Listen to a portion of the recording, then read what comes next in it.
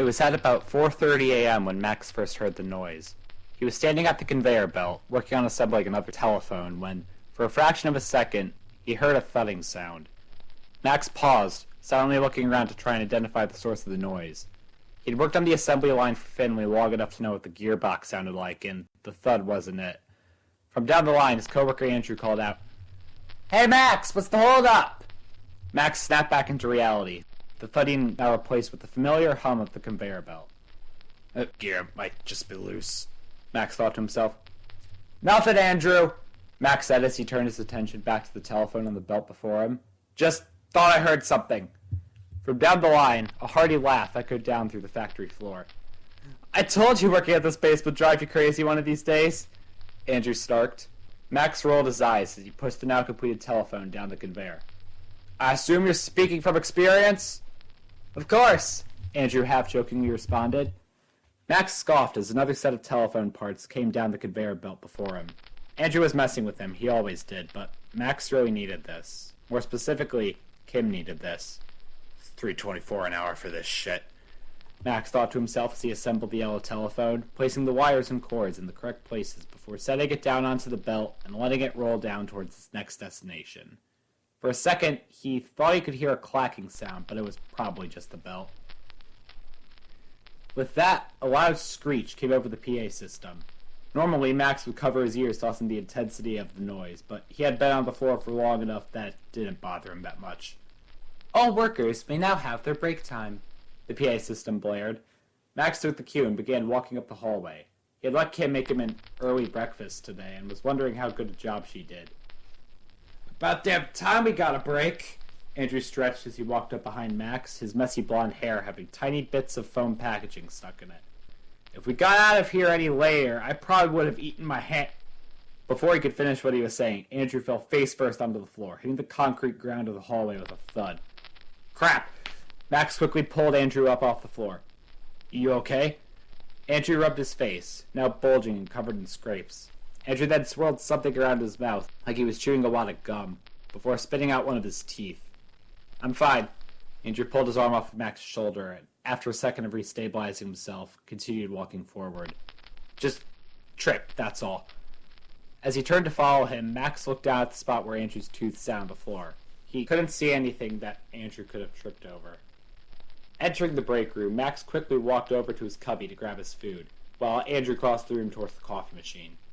As Max sat down at one of the metal tables, he could hear loud footsteps approaching, as well as the distinct smell of smoke.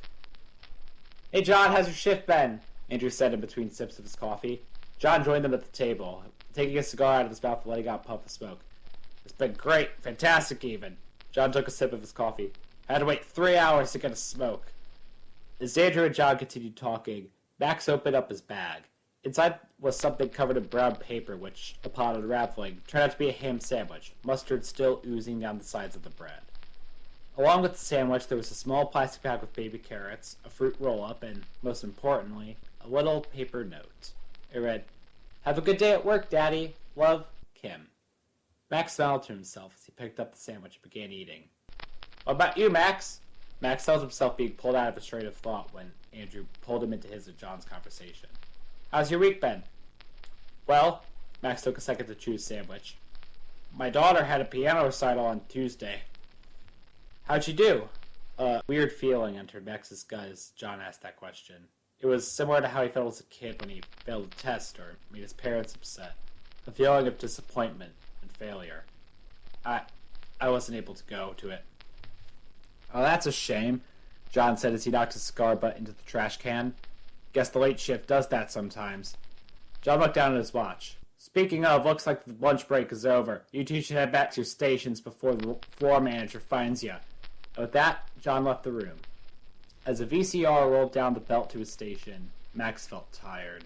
He'd been at this stupid belt for over 3 hours, making sure that these products had all the right parts in the right places, and it was starting to get repetitive. "Just half an hour left, and you'll be out of here," he thought to himself. "In half an hour, you could go home, eat some of those brownies Stacy was going to make, drive Kim to school, be a dad. You can do this." The bit of self-talk had Max feeling reinvigorated as he pushed the VCR down the belt to be packaged by Andrew. Maybe working this shift would work out. Maybe it'll all be worth it. But then he heard a gushing. Max looked around hastily. Did a pipe break to one of those newly assembled refrigerators start leaking fluid?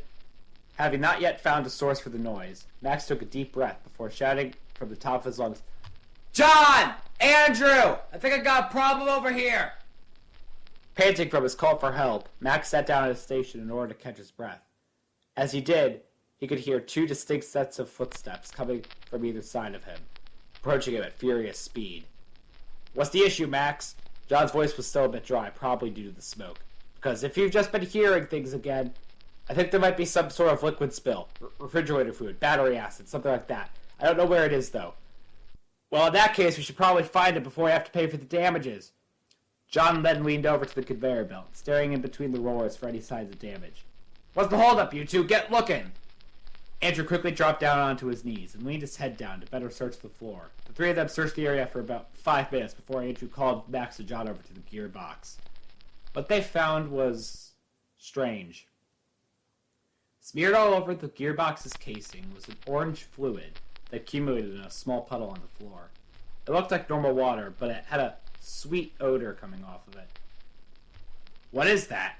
"It's probably just some battery acid from the motor or something like that." "The gearbox doesn't have that, John, and if it did, the concrete would be melting right now." "Wait, I recognize this stuff." Andrew stood back from looking at the puddle. My sister, she's a nurse, and I remember her talking about one time that she had to check a diabetic spit to see how it smelled. Something about a lack of insulin making it smell sweet." "That's great and all, but why is it coming out of our gearbox?" While John and Andrew debated what the strange fluid was, Max could make out a scraping noise in the distance. It was like nails on chalkboard, but not as loud. As Max turned his head towards his coworkers to try and address it, he felt something splatter onto his face. Max touched himself to feel what had hit him, and his mind filled with dread as he felt the thick, wet substance that now covered his face. And that dread only intensified as he pulled his hand back and saw his fingers dripping red.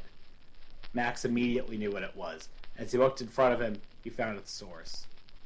Sticking out of Andrew's shoulder was a thin, needle-like spike, coated in his fresh, wet blood. And protruding from the other side of the shoulder was what looked like a tail that resembled a human intestine. Before Max could react, Andrew was pulled up into the air by the spike, like a fish on a hook, Max's eyes following him as he was dragged towards something that shook Max to his core. Perched on the ceiling was a humanoid creature, twice Max's height, with its tail protruding from its lower back, and an insect-like carapace covering its upper back. Its skin was mostly devoid of pigmentation, like a corpse, with its fingers resembling insect claws. It had 4 mandibles sticking out of its mouth, drooling orange saliva as it pulled Andrew upward, its fish-like eyes staring at him hungrily. As he stared, unable to do anything, Max asked himself how this was happening. Then, up above, the creature made some kind of strangling sound, like its throat was compressed. And then the ripping began. The legs fell down first, hitting the conveyor belt with a wet thud.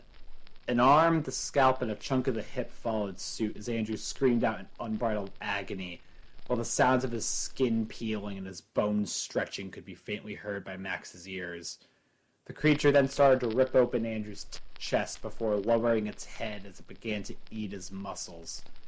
It was that sight that finally snapped Max out of the strange trance he seemed to be in, as if his mind had caught back up to reality.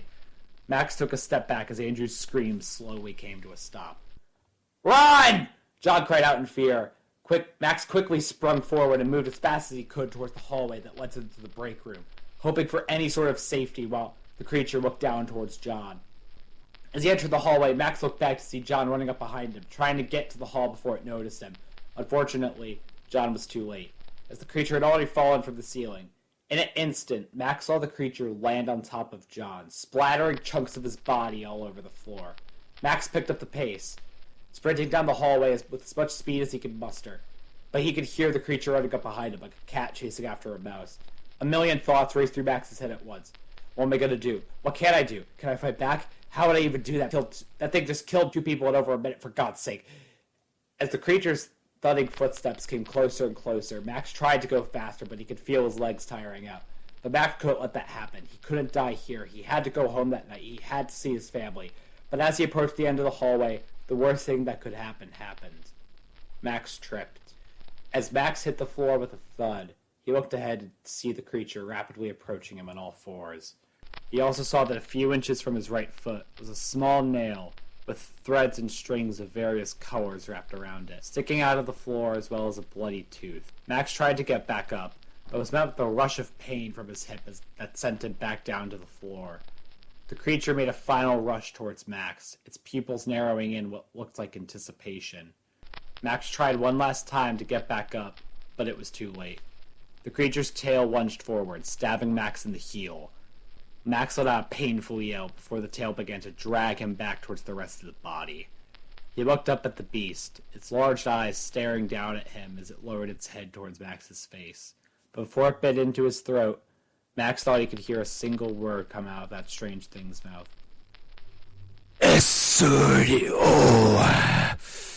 And as the creature ripped into Max's body, tearing through his skin and flesh, slicing off his leg, devouring whatever organs it could find, one single thought echoed through Max's head as his eyesight began to fade. I wish I could have brought Kim to school today.